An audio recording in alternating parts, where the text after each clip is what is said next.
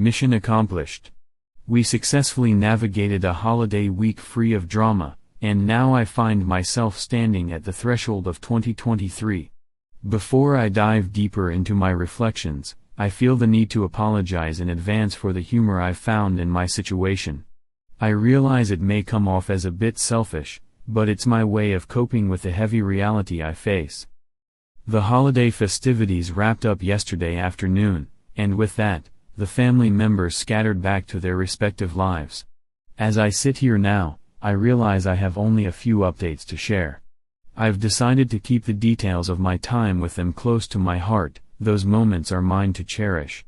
However, I can't help but reflect on some of Jane's behaviors throughout the week, and they've certainly piqued my interest. This holiday gathering seemed to weigh heavily on her.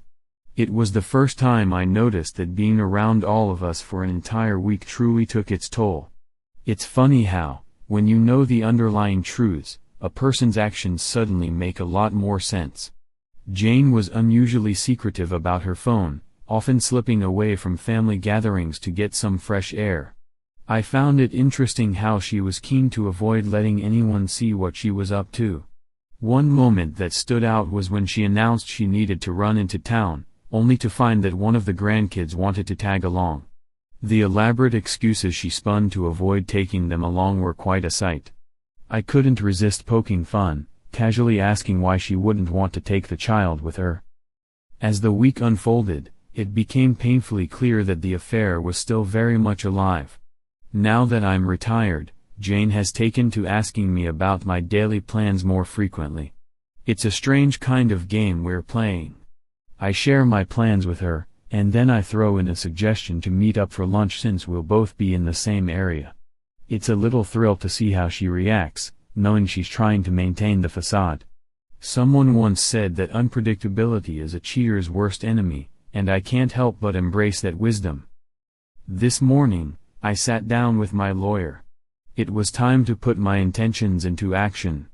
We went over the decisions I'd made and began drafting the necessary documents.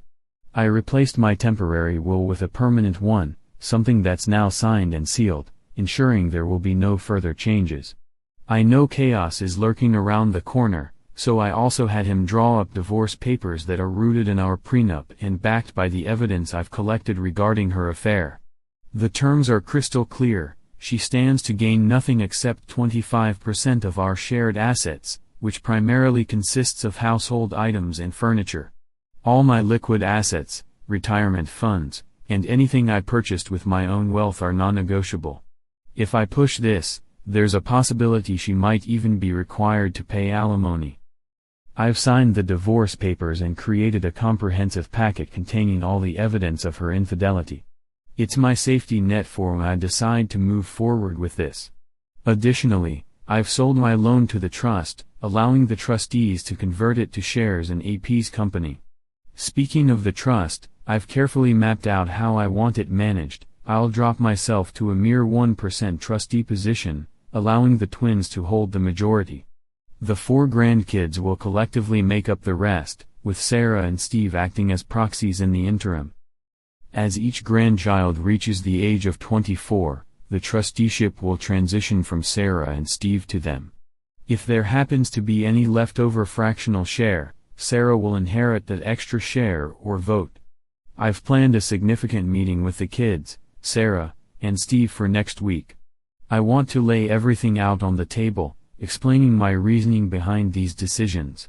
Once this is all said and done, my personal assets will consist of liquid funds, personal property, and the money from AP's loan. In the worst-case scenario, Jane will walk away with very little compared to what's held in the trust. Over the next couple of weeks, I'll be distributing a few personal items that I want to pass down to my kids and grandkids. Those items are already secured in a safe location, accessible only to my lawyer. Several of you have reached out to inquire about my health. To clarify, I'm not fighting this illness, I'm letting nature take its course. I've chosen not to undergo any treatments, so I haven't experienced any adverse side effects.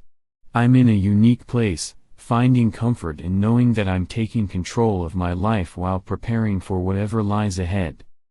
As I reflect on these moments, I realize that my journey is about more than just dealing with betrayal. It's about reclaiming my power and ensuring that my legacy endures. The road ahead may be uncertain, but I'm determined to face it head-on, creating lasting memories with my family while I still can. Despite the pain and betrayal, I will make these moments count, giving my kids and grandkids one last holiday season filled with love, laughter, and unforgettable memories. And when the time comes, I'll be ready to embrace whatever is next. As the week unfolded, I noticed a growing fatigue that settled deeper into my bones. Even my family began to catch on, glancing my way with concerned expressions that I could no longer brush off.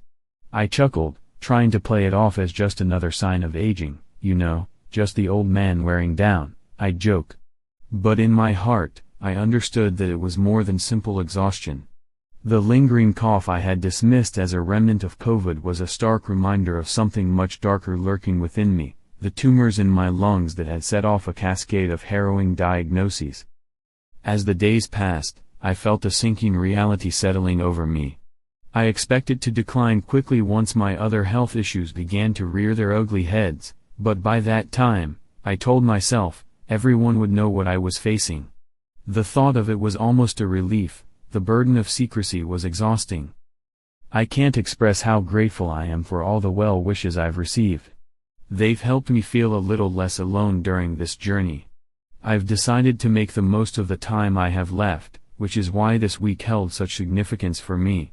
It was likely one of my last chances to gather my family for an extended period, and I wanted to create lasting memories before everything changed.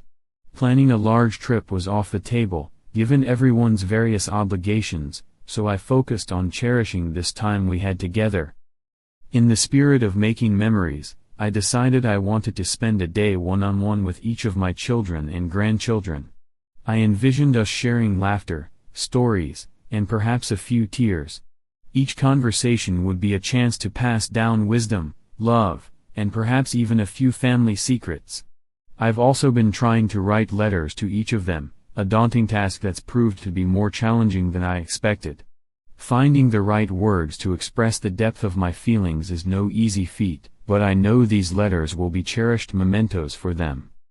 As for the overwhelming support I've received, it's been a balm for my soul. The comments from strangers have given me hope, encouragement, and a sense of community during this challenging time. Many have shared their own experiences, offering words of wisdom and comfort. It warms my heart to know that there are so many rooting for me, people who understand the complexity of what I'm facing. The kindness I've encountered has been profound. It's as if I've received a tight hug from the universe itself. Reflecting on loss brings me to my sister, who faced her own battle with pancreatic cancer. I remember how she refused pain medication because she didn't want to be drugged and out of it. Even as she endured unbearable pain, she chose to stay present with us. That memory is etched in my heart, a constant reminder of the strength and grace with which some face their final moments. I find solace in knowing that it's okay to feel afraid, to embrace the unknown while trying to maintain a sense of dignity. Now, onto a more pressing matter. I had scheduled a significant meeting at my farm. My lawyer, a notary, and my twins, along with Sarah and Steve, all gathered for what I knew would be an emotional but necessary occasion. As they walked in and noticed the lawyer and notary, a heavy tension filled the room. I could feel the unease radiating from everyone, so I gently urged them to sit down and listen to what I had to say before they signed any documents. Once the room settled, I took a deep breath and explained that it was time for me to hand over control of the trust I had established. This wasn't just about money, it represented years of planning, love, and intention. I shared the significance of the trust in my life, detailing how it was created outside my marriage to Jane by mutual agreement. It had been a safe haven for my children and grandchildren, a way to ensure their futures were secure. I also emphasized the trust's purpose, how it would be divided between my twins and my grandchildren, with Sarah and Steve serving as equal proxy votes for the grandkids until they reached the age of 25. I wanted them to understand that this decision was born out of love, and I hoped they could appreciate the value of the trust. After I explained everything, I watched as my family absorbed my words. The trust had always been a cornerstone of our family dynamics, and I could see the respect they had for it. One by one, they signed the documents, and the notary confirmed everything was in order. I felt a sense of relief wash over me as the weight of responsibility began to lift. This was not just a legal transaction, it was a promise that my legacy would continue to support and protect those I loved most. As we finished the paperwork, copies were made for everyone involved. With a sense of accomplishment in the air, I thanked my lawyer and the notary and dismissed them from the gathering.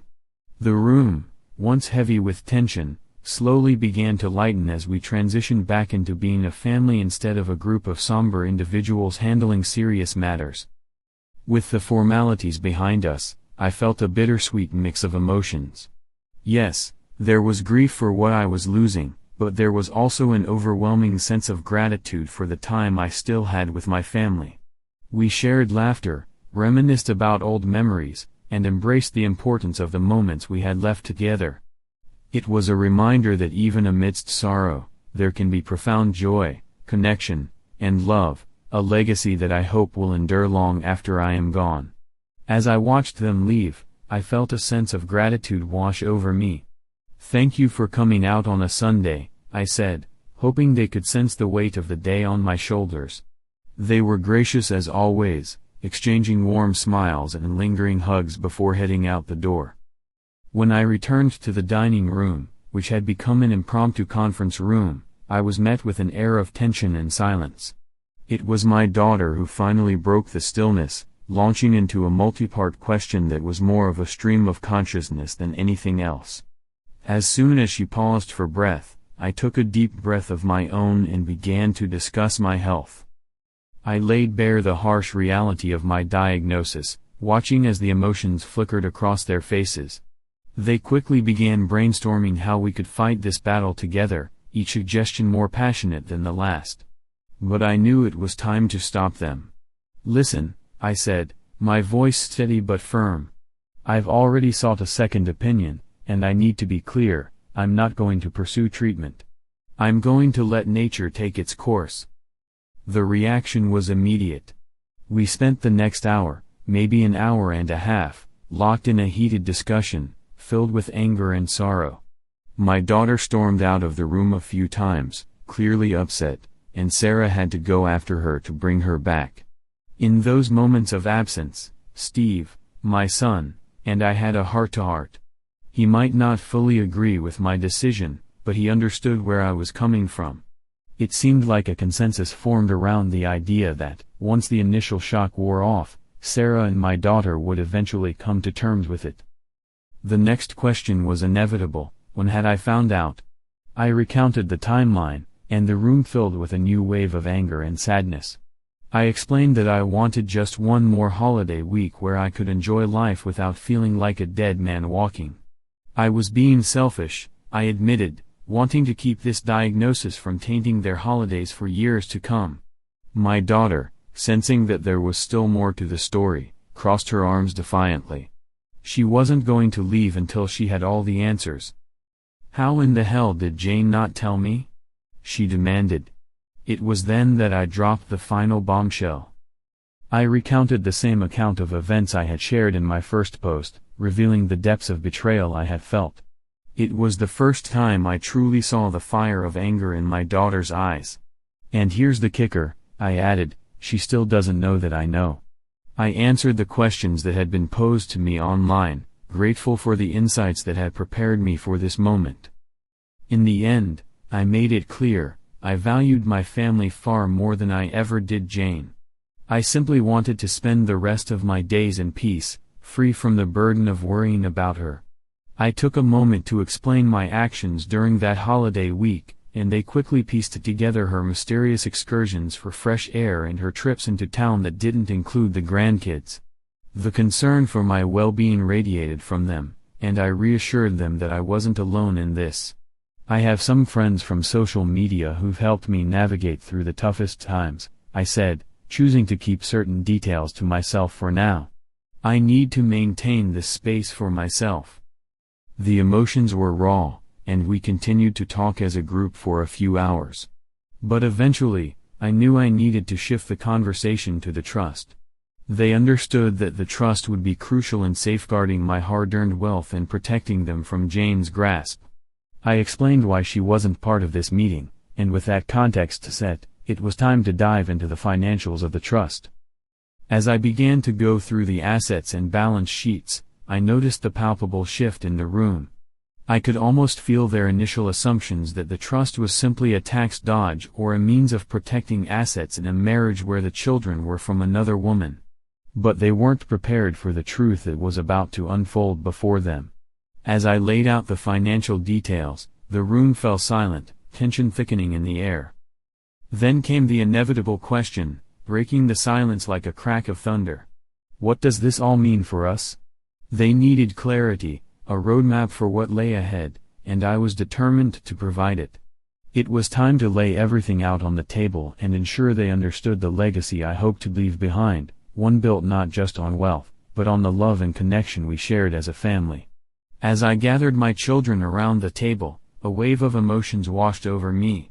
The atmosphere was thick with a mix of confusion, disbelief, and a palpable sense of impending change. My son, with his innocent curiosity, broke the silence. "Dad, why did you work so hard all those years when you had this much?" His question hung in the air like a heavy fog, prompting me to reflect on the journey that had led us here.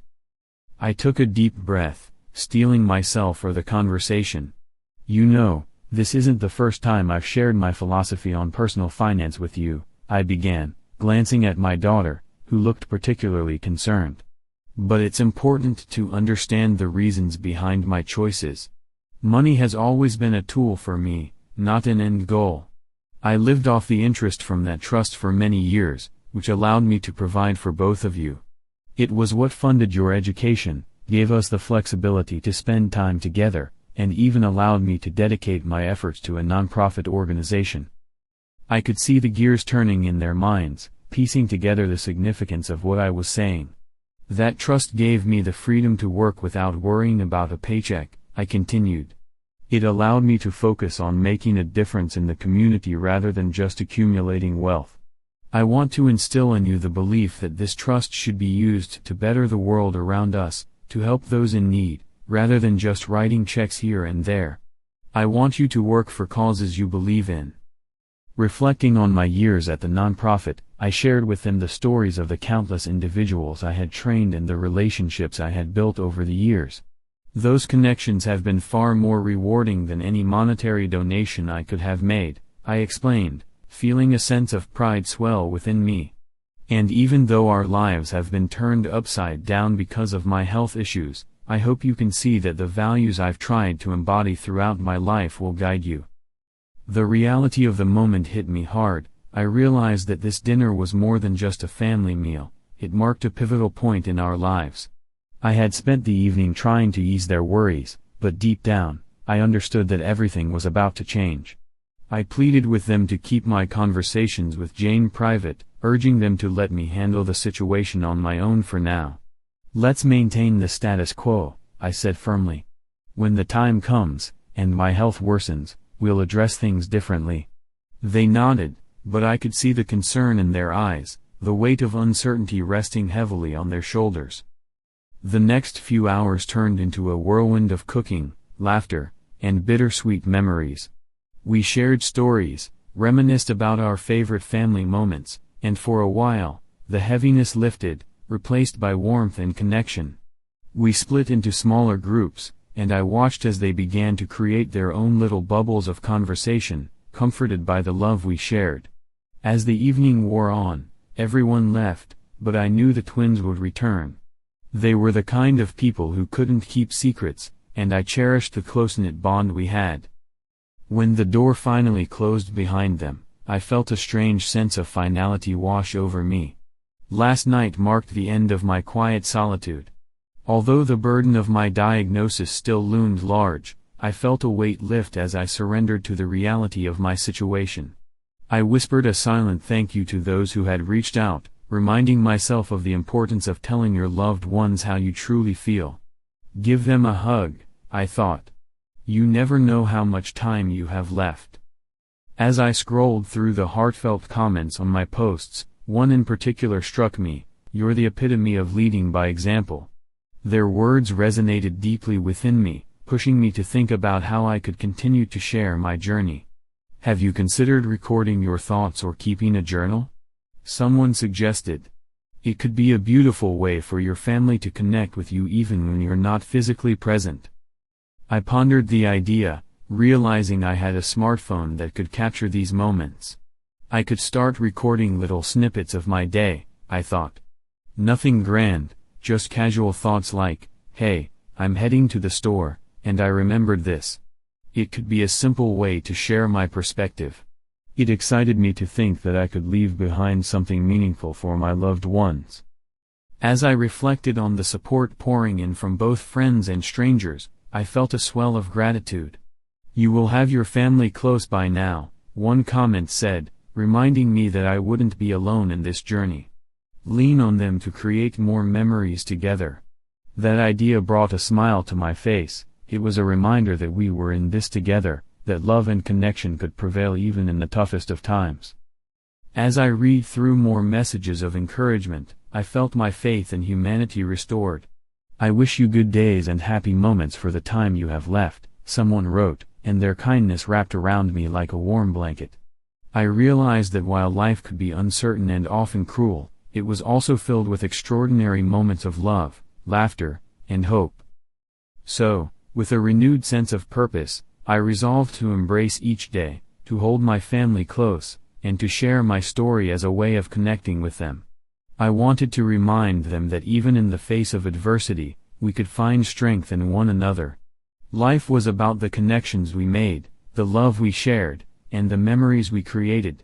I wanted them to know that, no matter how challenging things became, the bonds we forged would endure.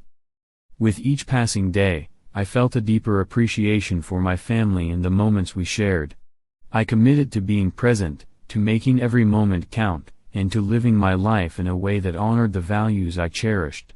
Together, we would navigate this journey, hand in hand, creating a legacy of love and resilience that would carry us through the toughest of times.